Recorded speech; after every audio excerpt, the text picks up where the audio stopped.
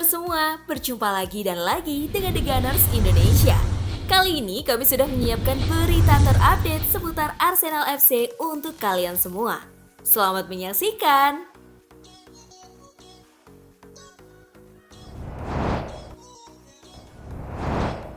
Arsenal dan Liverpool bersaing dapatkan striker Brighton, Joao Pedro. Arsenal dikabarkan telah bergabung dengan Liverpool dalam perburuan striker Brighton and Hove Albion, Joao Pedro. Pemain muda asal Brasil ini tengah menikmati performa impresif di Premier League musim 2024-2025, mencetak 4 gol dan 3 assist dalam 9 pertandingan liga. Mikel Arteta disebut tertarik mendatangkan Pedro untuk memperbaiki lini serang Arsenal yang kurang produktif. Hal ini terlihat dalam pertandingan terakhir melawan Fulham. Menurut laporan dari VKS, Arsenal bersedia mengeluarkan hingga 54 juta pound sterling untuk merekrut Pedro. Arteta melihat pemain berusia 23 tahun ini sebagai elemen penting yang dapat memperkuat skuadnya. Liverpool yang kini memimpin klasemen Premier League dengan keunggulan 4 poin juga menunjukkan ketertarikan kuat terhadap Pedro. Meski tampil solid, The Reds dikabarkan kurang puas dengan performa Darwin Núñez sehingga mempertimbangkan Pedro sebagai alternatif jangka panjang.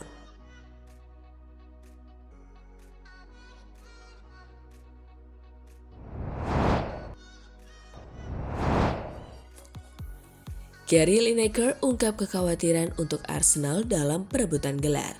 Gary Lineker menyoroti ketergantungan The Gunners pada gol dari situasi bola mati, sesuatu yang menurutnya dapat menjadi kelemahan mereka dalam persaingan gelar.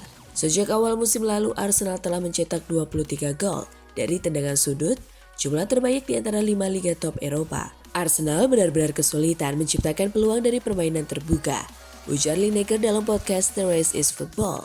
Mereka sangat berbahaya dari set piece karena kualitas umpan yang luar biasa. Namun, mereka tampaknya kurang mampu mencetak gol tanpa itu.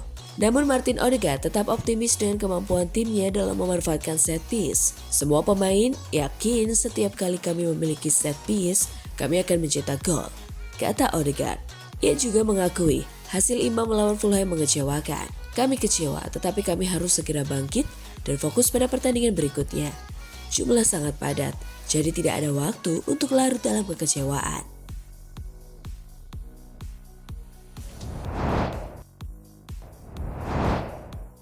Dinilai terlalu kecil, tawaran Napoli untuk Jakub Kiwior ditolak Arsenal. Napoli dikabarkan menemui jalan terjal untuk mendatangkan pemain incaran mereka, Jakub Kiwior. Terbaru, tawaran pembuka Partenopei untuk sang pemain ditolak oleh Arsenal.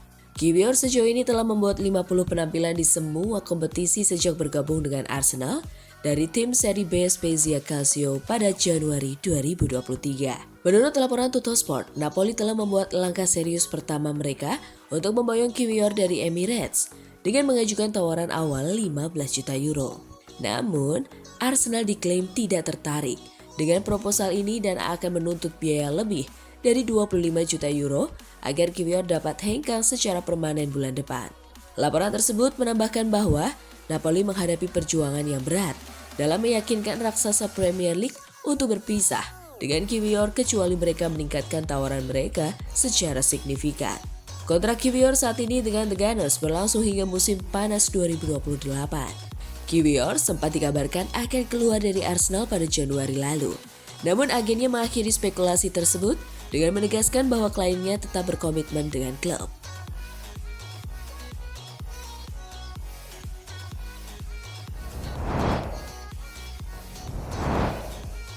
Arsenal butuh seorang striker yang klinis. Gol tunggal dari William Saliba yang tercipta dari tendangan sudut menunjukkan masalah Arsenal dalam mencetak gol dari permainan terbuka. Rio Cooker merasa bahwa ini menjadi isu besar yang perlu segera diperbaiki. Ini menjadi sedikit masalah, kata Rio Cooker dalam podcast Football Daily.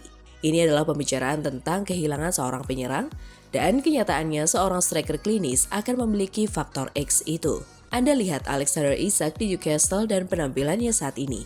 Jika Isak ada di tim ini, itu akan memberi Arsenal dinamika yang sama sekali berbeda. Meskipun Martin Odegaard terus menunjukkan kualitasnya, Rio Cooker berpendapat bahwa Arsenal mulai kesulitan melawan pertahanan lawan yang lebih disiplin. Odegaard memang jenius, tetapi tim-tim lain mulai sedikit mengungguli Arsenal dalam hal menjaga dia dan Saka di sisi kanan. Mereka kesulitan untuk memiliki ide yang berbeda, tambahnya.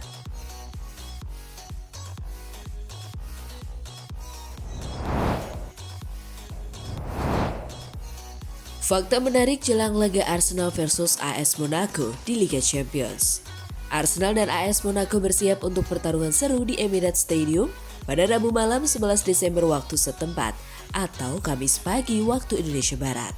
Kedua tim yang memiliki sejarah yang terhubung melalui nama besar Arsene Wenger dan Thierry Henry ini akan bertarung demi menjaga posisi di zona otomatis babak 16 besar Liga Champions UEFA. Arsenal akan memanfaatkan dukungan penuh dari para pendukung di Emirates Stadium untuk mengamankan 3 poin penting dalam laga ini. Rekor tak terkalahkan di kandang sepanjang musim ini menjadi modal berharga bagi pasukan Mikel Arteta. Namun, kelemahan di lini belakang akibat absennya sejumlah pemain kunci dapat menjadi celah yang dimanfaatkan oleh Monaco. Di sisi lain, Monaco harus menunjukkan performa maksimal jika ingin meraih kemenangan tandang pertama mereka di Liga Champions sejak hampir 1 dekade lalu. Absennya beberapa pemain kunci di lini serang akan memberikan tantangan tambahan bagi Adi Hutter untuk meramu strategi yang efektif. Dengan kedua tim sama-sama memiliki rekor kuat dalam mencetak gol, pertandingan ini diprediksi akan berjalan sengit. Namun, Arsenal yang lebih solid di kandang diperkirakan memiliki peluang lebih besar untuk keluar sebagai pemenang.